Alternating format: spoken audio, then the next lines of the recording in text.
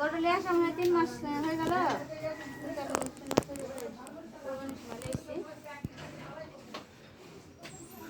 দেখুন এই গরুটা এলএসডি রোগে আক্রান্ত।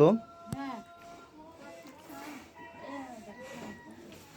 তো এখনো পর্যন্ত কোনো মানুষকে যদি বলা হয় যে আপনারা এলএসডি হোক কিংবা কোনো রোগের জন্য ভ্যাকসিন করান, তাহলে তারা অসচেতন অবস্থায় সবসময় করবো না বলে। আমরা করতে চাইলে করাতে চাই না, নানান রকম অজুহাত দেখায়। তো আগামী দিনে পক্স ভাইরাসকে ঠেকানোর জন্য যদি ভ্যাকসিন না দেন, তাহলে আপনাদের ম্যাক্সিমাম গরুর সমস্যা এরকম হারে হতে পারে।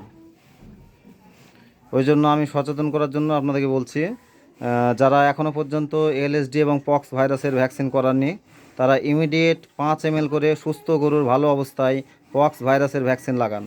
না হলে কিন্তু এরকম সমস্যা আপনাদেরও আগামীকাল হতে পারে।